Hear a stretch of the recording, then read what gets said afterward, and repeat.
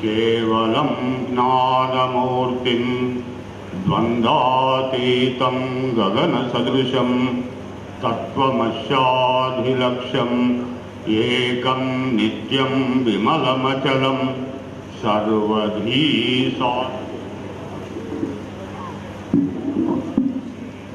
भावातीतं त्रिगुणरहितं सद्गुरुं तं नमामि सद्गुरुं तं नमामि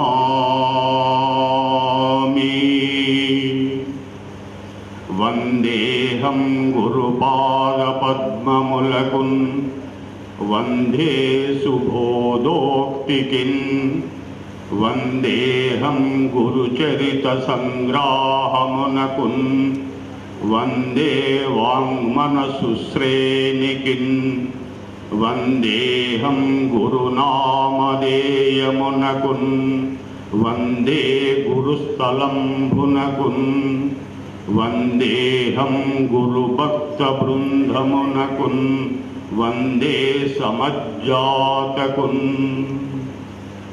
ॐ रामाय रामभद्राय रामचन्द्राय वेदसे नाथाय रघुनाथाय सीताय पतये नमः। सर्वंतर्यामी सर्वमुनకు ఆధారము సర్వసాక్షి అయిన సర్వేశ్వరునకు ప్రణమిల్లుతూ మద్గురుదేవులైన శ్రీ శ్రీ పరమహంస సచ్చిదానంద సద్గురువు శబరీ మాతాజీ పాదపద్మములకు ప్రణమిల్లుతూ ఈ సభకు అధ్యక్షత వహించినటువంటి పూజ్యపాదుడు శ్రీ శ్రీ శ్రీ సంపూర్ణానంద స్వాముల వారికి మరియు వేదికస్తులైనటువంటి మహాత్ములందరికీ సభారూపములో ఉన్న సర్వేశ్వరునికి మీ అందరికీ నా హృదయపూర్వక నమస్సుమాంజలు. దివ్యాత్మ స్వరూపులారా,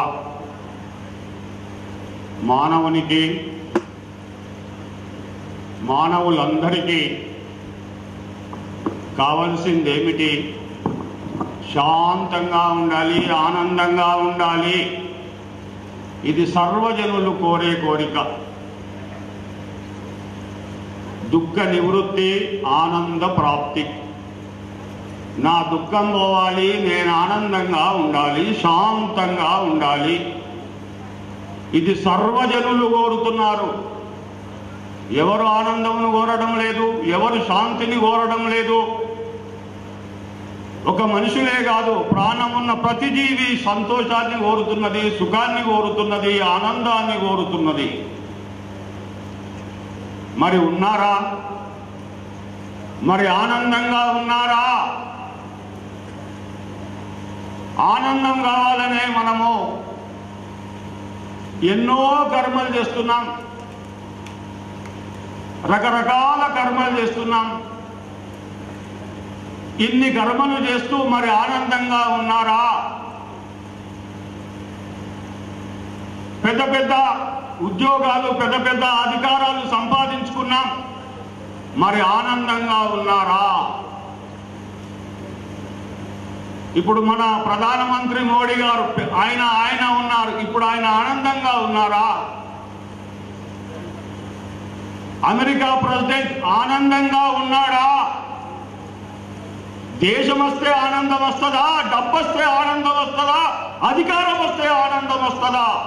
ఏమొస్తే ఆనందం వస్తుంది? ఎక్కడున్నది ఆనందం? అది ఎక్కడ అమ్ముతున్నారు? దాన్ని ఎక్కడ కొంటారు మీరు? ఎక్కడున్నది ఆనందము? మనకు కావాలా ఆనందము? సదా ఆనందంగా ఉండాలి, నేను దుఃఖం ఉండకూడదు అని మన కోరిక. మరి అది ఎక్కడ దొరుకుతుంది? నా కర్మన. మీరు ఎన్ని కర్మలు చేసినప్పటికైనా న కర్మన, కర్మ అంటే అర్థం ఏంటిది? కన్ను రెప్పగొట్టి నుంచి పడితే అక్కడ దాకా అంతా కర్మనే. న కర్మన, యోగం, తపము, జపము, సాధన, ఇది కూడా కర్మ కిందకే లెక్క కట్టారు పెద్దలు. ఇవన్నీ చేస్తున్నాం. మనకు ఆనందం దొరికిందా? ఆనందం దొరికిందా? శాంతం దొరికిందా? అంత అశాంతే. ఎవడి జీవితంలో ఉన్నా చూడండి, అశాంతి అశాంతి అశాంతి. ఎందుకు అశాంతి? అశాంతికి గురయ్యేది ఏమిటి? అశాంతికి మూలం ఎక్కడా? అశాంతికి మూలము నీ వాళ్ళు, నా ఇది, నా వాళ్ళు, ఈ రెండే నా అశాంతికి కారణం, వేరే వాళ్ళు గారు. నేను ఇవాళ అశాంతిగా ఉన్నాను అంటే నా వాళ్ళ గురించి అశాంతిగా ఉన్నా. కొడుకుకి ఇది లేదు, కోడలికి ఇది లేదు, మనమడికి ఇది లేదు, ఇది లేదు, అది లేదు. నా వాళ్ళ గురించి నాకు అశాంతి. నా కొడుకు ఫెయిల్ అయిపోతే నాకు అన్నం తినబుద్ధి కాదు, అశాంతి. ఎందుకు వచ్చింది అశాంతి? నా వాళ్ళ వలన. ఎప్పటిదాకా నా వాళ్ళు, నా ఇది, ఈ రెండిటి వలనే మన జీవితం అంతా అశాంతిమయమైపోతున్నది, అశాంతిగా ఉన్నది. కాబట్టి శాంతి దొరకాలి అంటే వాస్తవానికి నా కర్మన, మీరెన్ని కర్మలు చేసినా శాంతి దొరకదు. ఎందుకో? ఇది బయట దొరికే వస్తువు కాదు. ఏ షాపులో దీన్ని అమ్మడం లేదు, ఎక్కడో ఉండి తెచ్చుకోవడం కాదు. మరి ఎక్కడ? నా ప్రజయా నా ధనేనా. ధనము బాగుంటే శాంతి. మీరు టాటా బిల్ కనిపోయి అడగండి, అయ్యా మీకు ధనం బాగున్నది, మీరు శాంతిగా ఉన్నారా, ఆనందంగా ఉన్నారా? ధనం ఎంతున్నా ఆనందంగా ఉండరు. నా ప్రజయా, నీకు నీ వాళ్ళు చాలా మంది ఉన్నారు, నీ కొరకు తాపత్రయ వాళ్ళు చాలా మంది, నీ కొడుకులు, నీ బలగము, నీ సంపద, చాలా మంది ఉన్నారు. మా వాళ్ళు వీడికెళ్ళి ఆడదాకా అన్ని ఊర్లలో ఉన్నారు. ఇంతమంది ఉంటే సంతోషం, ఆనందంగా ఉండగలవా? ఇంతమంది నీ వాళ్ళు ఉన్నారు, నీవు ఆనందంగా ఉన్నావా? లేదే. మరి ఎట్లా? కావాలి మనకు ఆనందం, కావాలి మనకు సంతోషం. మరి ఎట్లా వస్తుంది? త్యాగేనైక అమృతత్వమానసు. త్యాగం అనే ఒక్కదాని వలననే శాంతము, ఆనందము దొరుకుతుంది. త్యాగము, ఈ మాటకు మనం రెడీ లేము. తీసుకోండి అంటే రెడీ ఉన్నాం, తీసుకునడానికి రెడీ ఉన్నాం. కానీ విడవటానికి రెడీ లేము. ఏమి విడవాలి? విడవాలంటేనే మనకు భయం. ఏది మనకు అశాంతినిస్తుందో, దేని వలన మన జీవితం అశాంతి అవుతున్నదో అటువంటి అజ్ఞానమును, నీది కాని వస్తువును విడవండి. అయ్యా నీదే విడిచిపెట్టకు, నీది విడమంటే నీకు దుఃఖం, బాధ, నన్ను కొడతావు, నీది విడమంటే నీదే విడకు. మరి ఏ విడు? నీది కానిది. నీది కానిది కూడా విడవలేవా? ఇదే వచ్చింది చిక్కు. నేను ఎందుకు ఇంత బాధలో పడుతున్నా? నా ఇది కాని దాన్ని నేను విడవడం లేదు, నా ఇది కానిదంతా నేను పట్టుకున్నా. ఇందుకే దుఃఖం. నా ఇది ఏమున్నదండి చెప్పండి? నేను తల్లి గర్భం నుంచి ఏమి తెచ్చాను? వట్టి చేతులతో. వచ్చిన తర్వాత ఇది నా ఇదే, అది నా ఇదే, ఈడికెళ్ళి ఆడదాకా నా ఇదే చూడు. ఎవడన్నా బందోబస్తే చూపిస్తాడు, నా ఎస్టేట్ ఈ చెట్టు కాడికెళ్ళి ఆపుకుంటాడాకా అంతా ఉన్నది. కానీ ఆనందం, శాంతం ఇది త్యాగములో దొరుకుతుంది. నీది కానిది ఏమిటో మొదలు నీకు తెలవాలి. నీకింత బాధలు చేస్తున్నావు, నీది కానిది ఏమిటి? ఇక్కడ చీపురి గుళ్ళ కూడా నీది కాదండి. చీపురి గుళ్ళ కూడా నీకు నీది కాదు. గరక పోస కూడా నీది కాదు. ఇప్పుడు ఇంత పెద్ద టెక్నాలజీ పెరిగింది అంటున్నారు. ఒక ఒరిజినల్ గరక పోసను తయారు చేయగలరా ఇప్పటికి ఏంటి సైంటిస్టులు? ఒరిజినల్ గడ్డి పోసను శాస్త్రం పెరిగింది. ఏం పెరిగింది? ఒరిజినల్ వస్తువులు తయారు చేయరాదు ఇప్పటికీ. ఏమున్నదని?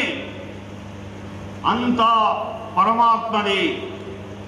ఇక్కడ ఉన్న వస్తువు అంతా పరమాత్మ వస్తువు. గడ్డి పోస మొదలుకొని బ్రహ్మాండం వరకు ఏది ఉన్నదో అదంతా పరమాత్ముది.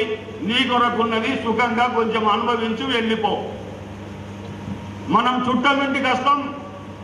చుట్టాలింటికాడ అన్ని అంగులు ఉన్నాయి, అన్ని సౌకర్యాలు ఉన్నాయి. ఎందుకు? అనుభవించి వెళ్ళిపోవాలి. అనుభవించి వెళ్ళిపోవాలి. అట్లా అంటలేము మనం. అనుభవించి పట్టుకున్నాం. ఈ చుట్టాలింటికి ఇది నాది, అది నాది, ఇది నాది అని అభిమానం చేస్తే ఊరుకుంటారా? మీరు అనుభవిస్తే ఏమన్నారు? మీరు మళ్ళీ మీ ఇంటికి పోయేటప్పుడు పట్టుకొని పోతామంటే మా ఇంటికాడ లేవు ఇవన్నీ గొడవతాంటే నడవదు. అట్లనే ఇది ఇదంతా పరమాత్ముని విభూతి. దీన్ని సుఖంగా అనుభవించు. కానీ ఒక్కటి గుర్తుంచుకో, ఇందులో నాది ఏమీ లేదు. ఇక్కడ నాది ఏమీ కాదు. ఇక్కడ నా వస్తువు అన్నది లేదు. ఇదంతా పరమాత్ముడి వస్తువేనని అనుభవించు. ఒక కొడుకున్నాడు. తండ్రి చాలా ఒక 100 ఎకరాల భూమి ఇచ్చిండు. ఎవరైనా కొత్త వాళ్ళు వచ్చి ఈ ఎస్టేట్ అంతా ఎవరిది అంటే నాది అంటాడు. అయ్యా నాది అంటున్నావు కానీ ఒక్క చిన్న తప్పు చేస్తున్నావు. ఏమని చెప్పు? ఇది మా తండ్రి గారు నా కొరకు ఇచ్చారు అని ఒక్క మాట చెప్పలేవా? మా తండ్రి గారు నా సుఖం కొరకు ఇది ఇచ్చారని చెప్తే నీ ఉండేపోతున్నా. ఇది లేదు, నా ఇదంతా పరమాత్ముడిది అని చెప్పి అనుభవించలేవా? అందుకోసమనే త్యాగం. ఏం త్యాగం చేస్తావు? నీది కానిదంతా త్యాగం చేయగలిగిన నాడు నీకు ఆనందమును లెంకవలసిన అవసరం లేదు. నీవే ఆనందుడవైతావు. ఈ శరీరం ఎవరిది? నాది. ఇప్పుడు స్వామి వారు చెప్పారు, నీ శరీరములకు ఎంత సేవ చేస్తున్నావో, ఎవరు ఉంటే ఈ శరీరం ఎంత ఆనందంగా ఉన్నదో, ఏది ఉంటే ఈ శరీరము సుందరంగా కనిపిస్తున్నదో, ఏది లేకుంటే ఈ శరీరము మలమూత్రమయమో, ముక్కు మూసుకుంటాడు. ఎవడు చూస్తాడు? పీనుగు సాబ్ నమస్తే అని ఎవడని అంటాడా? ఎవడు ఉంటే దీనికి విలువ ఉన్నదో వాణ్ణి మర్చిపోయినావు. కాబట్టి శరీరమే సర్వ దుఃఖాలకు, అనర్థాలకు, బంధాలకు మూల కారణం. ఇది ఒక్కటి. సూర్యుడు, ఆకాశము సర్వత్రా ఉన్నది. అట్లనే ఆత్మ అంతటా ఉన్నది. ఇందులో కూడా ఉన్నది. ఎప్పటిదాకా నేను శరీరములో ఉన్నాను అంటే నీకు ఇంకా 100 సంవత్సరాలు కావాలా ముక్తి పొందడానికి? ముక్తి పొందడానికి 100 ఇంకా 1000 సంవత్సరాలు నీకు కావాలా? రాసి పెట్టుకో బంగారక్షరాలు బట్టి. పరమాత్ముడు శరీరములో నేనున్నాను అంటే, అరే అట్లా కాదు, శరీరములో కూడా ఉన్నావు. నేను ఈ శరీరములో కూడా ఉన్నాను. ఇంత విశాలంకు రావాలి. నిన్ను నీవే బంధించుకున్నావు. నేను దేహరూపుణ్ణి. దేహం ఎంతున్నది? 3 మూరెల ఎత్తు, 1 మూరెడ అడ్డం. ఇంతేనా నువ్వంటే? మలమూత్రమయమాయన నువ్వంటే.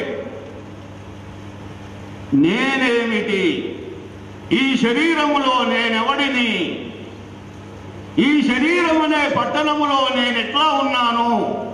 ఒక శరీరములో అశరీరము, శరీరములో అశరీరి. శరీరం పోతుంది కానీ అశరీరి పోడు, రూపం పోతుంది కానీ వస్తువు పోదు. నీవు దేహముగా చస్తావు కానీ ఆత్మగా బతుకుతావు. నీవు ఆత్మగా చావవు కానీ దేహంగా చస్తావు. ఎన్ని డాక్టర్లు వచ్చినా, ఎంతమంది మంచినా మరణమయ్యేటి వ్యాధి మానుపలేరు. పొయ్యే శరీరం నువ్వు కాదు. ఏది ఉంటే ఈ శరీరం ఆనందంగా ఉంటున్నదో, ఏది ఉంటే ఈ శరీరం శోభాయమానంగా భాషిస్తున్నదో అది నీవు. నీకు రూపం ఉన్నదా? కళ్ళున్నాయా? కాళ్ళున్నాయా? రూపం, కళ్ళు, కాళ్ళు ఉంటే వ్యాపకం జరగది. నేను దేహములో ఉన్నా అంటావు. కాదు, దేహము వెలుపల కూడా నీవే ఉన్నావు.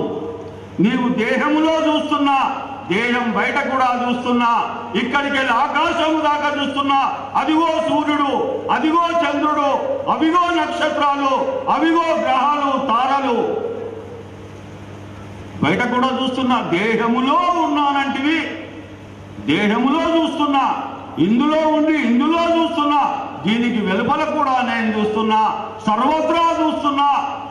చూస్తున్నారా లేదా మీరు? మరి నేను అక్కడి దాకా ఉన్నానే ఎందుకు అనుకోవు?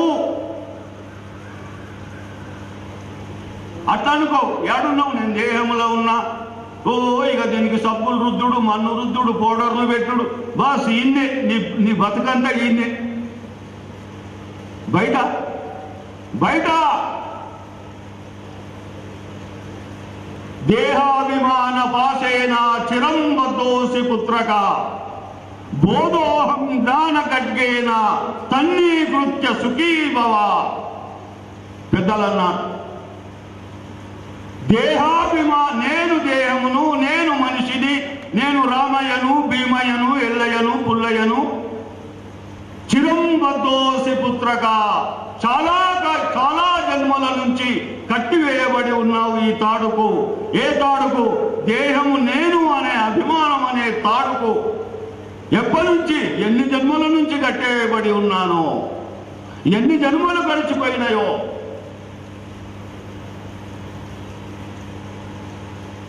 బోధోహం, బోధ రూపులు రండి. ఏం బోధ రూపులు కావాలా?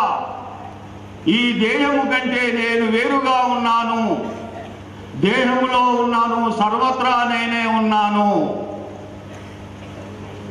మనం భగవద్గీత చదువుతుంటాం. ఆత్మజ్ఞానం, ఆత్మ గాలికి ఎండది, వర్షం వస్తే నానది, అగ్నికి తడవదు. ఇట్లా దాని గురించి మనము భగవద్గీతలో ఇంకా అక్కడక్కడ చదువుతూ ఉంటాం. ఏమై నీకు ఆత్మ గురించి తెలుసా? తెలుసు, నేను భగవద్గీత చదివినా కదా. భగవద్గీత ఆత్మ గురించి చెప్పిండు. అది గాలికి ఎండదన్నాడు, ఆత్మ నీళ్లకు నడవదు, అగ్నికి ఇవన్నీ విశేషణాలన్నీ చెప్తాడు.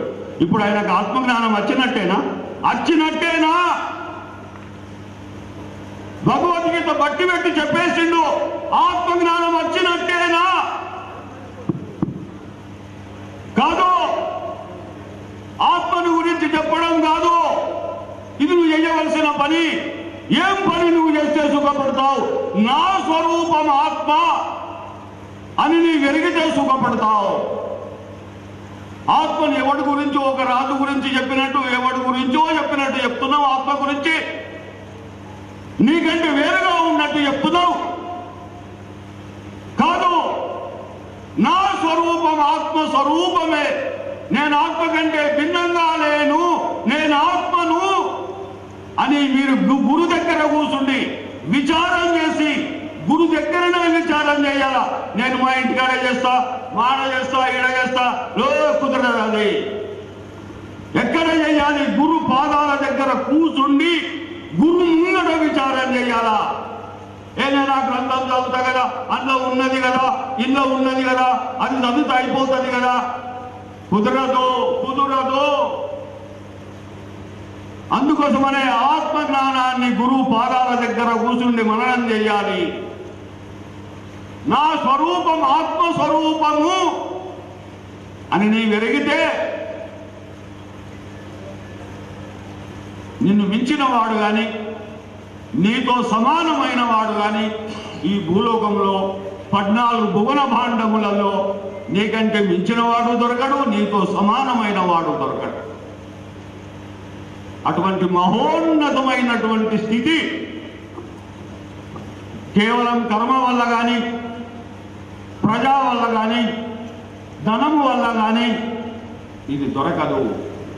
కేవలం త్యాగం వల్లనే. నా అన్న అభిమానమును త్యాగం చేయండి. నా వస్తువులు, నా వాళ్ళు, ఇవే నీ కొంప ముంచేటి అన్నీ ఇవే. నీకు దుఃఖం ఎక్కడి నుంచి వస్తుంది? నీ పక్క వాళ్ళ నుంచి వచ్చిందా? లేదు, నీ వాళ్ళ నుంచే దుఃఖం వస్తున్నది, నీ వాళ్ళ నుంచే నీకు అనర్థం వస్తున్నది, నీ వాళ్ళే నీకు శత్రువులు, నీ వాళ్ళే నిన్ను అశాంతి చేస్తున్నారు. కాబట్టి వీళ్ళ నుంచి వస్తున్నది. కాబట్టి మనమందరం త్యాగేనైక, త్యాగంకు సిద్ధంగా ఎప్పటిదాకా మనం త్యాగంకు సిద్ధపడమో అప్పటిదాకా శాంతికి దూరం ఉంటాం. నీవు త్యాగానికి ఎప్పుడు సిద్ధమవుతావో శాంతి నీ దగ్గరనే దొరుకుతుంది, నీవై దొరుకుతుంది. దీనికి వెతకవలసిన అవసరం లేదు. అయిపోయింది సోమవారం, అయిపోయింది అంటున్నారు. హరి ఓం తత్సత్. జై గురుదేవ్. అవధూత్ చింతన శ్రీ గురుదేవ. ఇంతవరకు చక్కగా పూజ్యశ్రీ శివానంద భారతీ స్వాముల వారు మరి త్యాగేనైకే అమృతత్వం ఆనసము.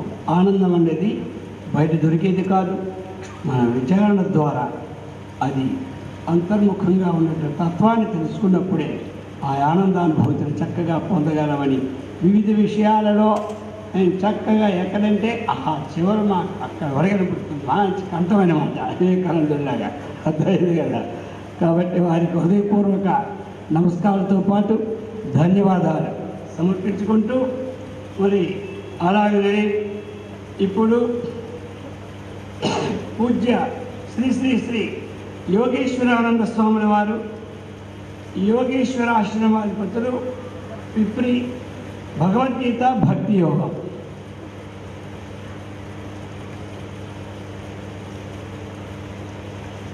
వారు ఒక 20 నిమిషాలు దివ్యవారిని అందజేస్తారు.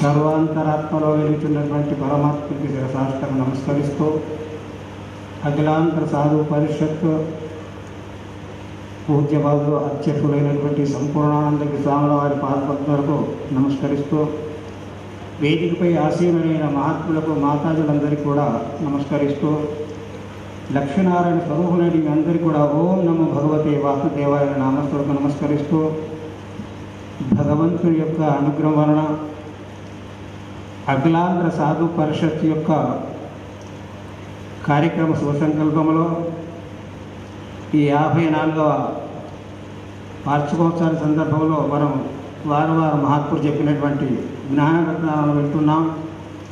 శ్రీకృష్ణ పరమాత్మ అర్జునుడు అడిగాడు, ఎవరైనా నీకు ప్రియులు అని అడిగాడు. అంటే తండ్రికి 4 కొడుకులు ఉంటారు. ఆ కొడుకులలో ఎవరు నీకు ఇష్టము అంటే ఎవరు తండ్రి చెప్పిన నడక నడిస్తే వాడు ఇష్టపడుతుంటారు. అదే ప్రకారంగా శ్రీకృష్ణ పరమాత్మ చెప్పాడు, సంతుష్ట సతతం యోగి యథాత్మ దృఢ నిశ్చయ మయ్యార్పిత మనోబుద్ధిర్యో మద్భక్త సమీప్య. ఎవరయ్యా ప్రియులైనటువంటి వాడు భగవంతుడికి? సంతుష్టి సతతం యోగి, ఎప్పుడు తృప్తిగా ఉంటాడో. అసంతృప్తి ఉన్నటువంటి చెప్పాడు కదా స్వామిజీ, అసంతృప్తి దుఃఖం, తృప్తి ఉంది శాంతి. ఉంటే వైకుంఠం, లేకుంటే ఊకుంఠం అంటాడు. అది తృప్తి. తృప్తి ఎంత లేకున్నా ఎన్ని ఉన్నా ప్రయోజనం లేదు. మొదలేమన్నాడు, సంతుష్ట సతతం సదాయోగి యథాత్మ దృఢ నిశ్చయ. అది ఎట్లా ఉండాలి? దృఢమైన నిశ్చయం ఉండాలి. కూటస్థ మచల ధ్రువం అన్నాడు కృష్ణ పరమాత్మ. కదలని స్తంభం ఎలా ఉంటుందో ఆ ప్రకారంగా నిశ్చలంగా ఉండు. కదిలిందా? భవనము ఆధారం ఉన్నటువంటి పిల్లర్ కదిలిందంటే భవనం ఎలా ఉంటుంది? నేలమట్టం అవుతుంది కదా. ఏ ప్రకారంగా అయితే కదలకుండా పిల్లర్ ఉంటే భవనం ఎలా ఆధారపడిందో ఆ ప్రకారంగా దృఢమైన నిశ్చయంతోనే ఉండు. సంతుష్ట సతతం యథాత్మ దృఢ నిశ్చయ, ఎల్ల కాలంలో మయ్యార్పిత మనోబుద్ధి యోమద్భక్త సమీప్య. ఏమడిగాడు మన పరమాత్ముడు చెప్పండి? మనం గురువు దగ్గరకు పోయినాం, తన్మన్న దాముడు ఇచ్చినాం, పేరుకి ఇచ్చాం అంతే. వాళ్ళు ఏమిచ్చారు? పిల్లవానికి ఆట వస్తువు ఇచ్చినట్టు తన మంత్రం ఇచ్చారు. ఆ మంత్రం మాత్రం నాడు మంత్రమే. యథార్థం వాస్తవికంగా ఏంటిది? పేరుకి ఇచ్చినాం. ఇప్పుడు భగవంతుడు